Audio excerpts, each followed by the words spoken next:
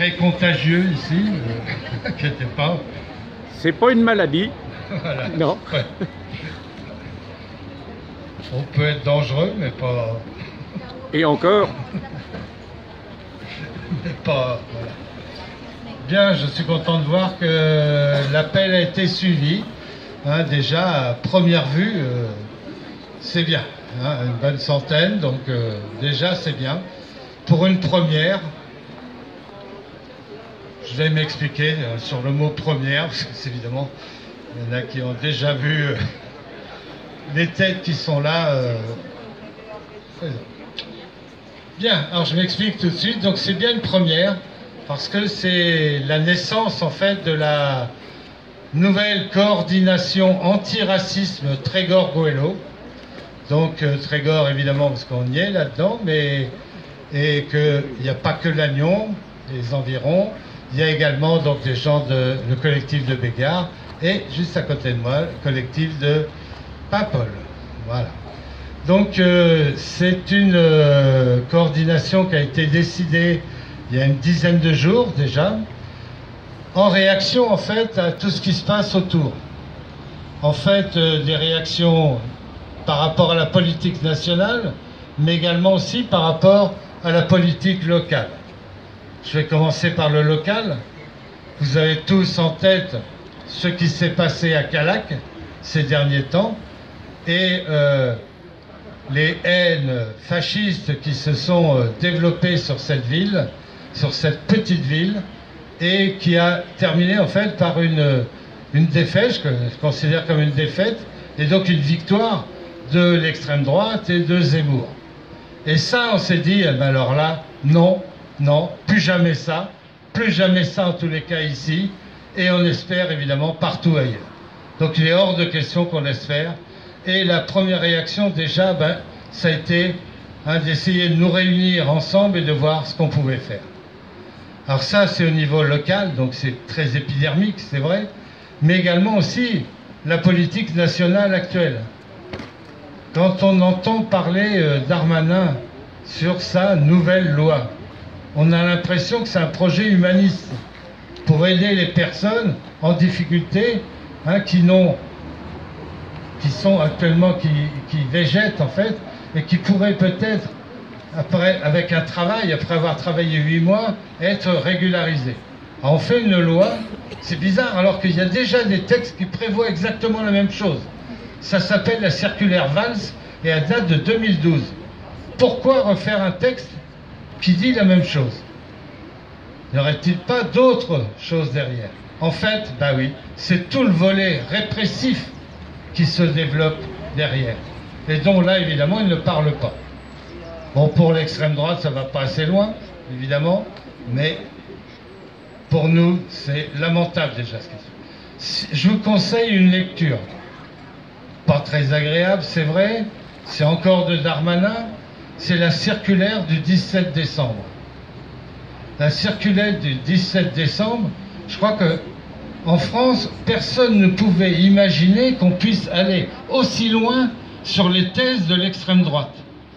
Eh bien si, Alain Darmanin l'a envoyé au préfet, et c'est l'application qui commence à se faire sentir, même ici, à Lannion, je parle. Lannion, Tréguier, Paimpol, Perros, pardon, on a des exemples où des gens se font arrêter, simplement en fait, pour leur allure. Et évidemment, le but, c'est de leur mettre des OQTF, le but, c'est de les expulser. Et ça s'applique déjà. On a 6 exemples flagrants ici, en tous les cas. Donc voilà, ces choses-là, on n'en veut pas. Comme disait à l'instant un monsieur qui est juste encore devant nous, il dit en fait, les migrants qui traversent les frontières, qui traversent les mers, dans des conditions déplorables, pour essayer de nourrir leur famille, pour eux, ce sont les héros modernes. Et non plus, évidemment, les bêtes à traquer. Donc là, je reprends le monsieur qui est chez eux. Voilà, donc je suis content en fait qu'on puisse montrer déjà notre attachement à défendre cette cause, mais de façon évidemment collective. C'est pas un truc de jamais sans toi, c'est pas un truc des Verts, c'est pas un truc, c'est une coordination, voilà, anti-racisme. Évidemment, aujourd'hui, on en a vraiment besoin. Donc, sur les tracts que vous avez vu circuler, il y a déjà toute une liste. Bon, et on a été rejoint récemment par l'UDB, hein, qui et qui voilà. C'est une liste évidemment qui est ouverte à tout le monde, bien sûr. On n'a pas encore précisé comment on va fonctionner, mais ça va venir, il va y avoir des réunions régulières. Le but, évidemment, c'est de... Aujourd'hui, je disais tout à l'heure, c'est la première étape. Il y aura d'autres étapes. Peut-être sous forme de conférences pour expliquer les lois. Peut-être sous forme de campagne d'affiches. Des choses comme ça. Ou d'autres rassemblements, manifestations, bien évidemment. On s'ouvre, en fait, les pistes sont très ouvertes. Et on en discutera ensemble. Et puis, à partir de là, évidemment, on changera aussi, c'est pas toujours les mêmes qui prendront la parole et ainsi de suite. Hein. Ça aussi, il faut que ça évolue. Hein, et que ce ne soit pas toujours le collectif de soutien sans papier, hein, mais d'autres, évidemment. C'est pour ça que ça c'est. Voilà. Eh bien, je vais vous passer maintenant, la parole à Dominique, qui va nous présenter l'action d'aujourd'hui, le cadre de cette action, et les raisons pour lesquelles on a choisi cette date du 5 février aujourd'hui, hein, pour première marche de nos actions contre le racisme. Voilà, merci.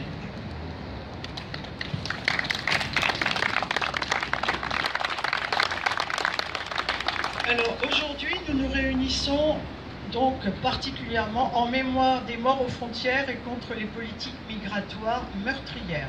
Alors pourquoi cette date en février?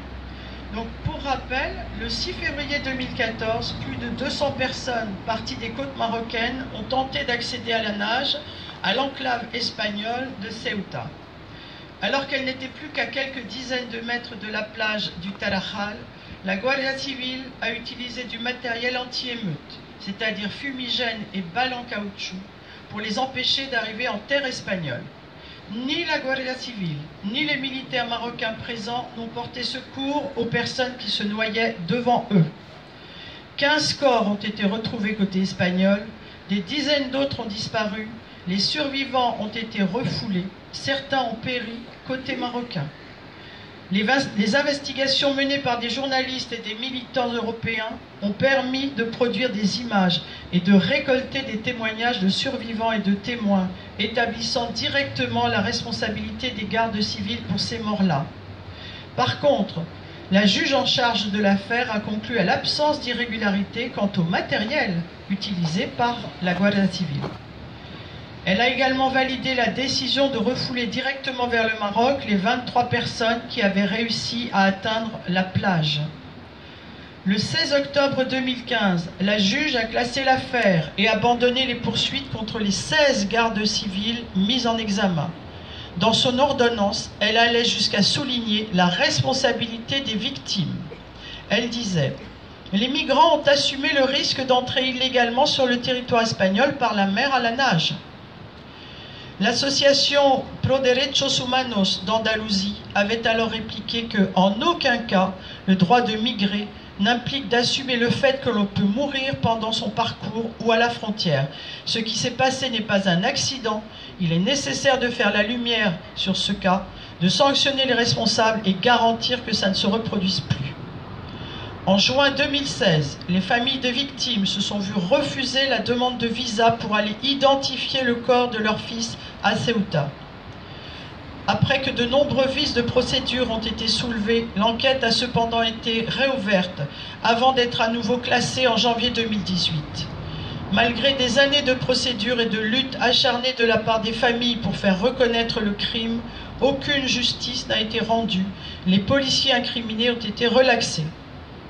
Pour que ces morts ne sombrent pas dans l'oubli, à partir de 2018, la société civile espagnole, les associations de défense des droits des exilés et les familles des personnes mortes ou disparues maintiennent la pression et commémorent chaque année le massacre de Tarajal. C'est une date dans de nombreux pays maintenant pour se rassembler en mémoire de l'ensemble des personnes disparues en mer et sur terre, mortes à cause du régime des frontières.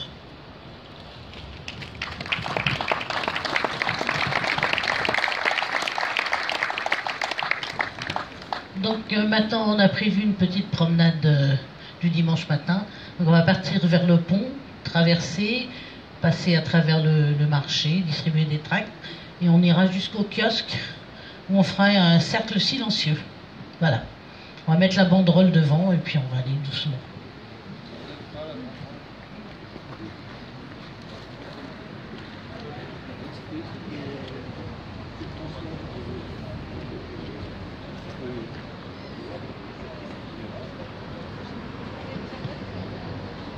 Moi, je propose qu'on mette les personnes en blanc devant, ceux qui ont des fleurs devant, que ça soit vraiment le reste sur la marche blanche et les pas bien déguisés derrière, voilà, ok.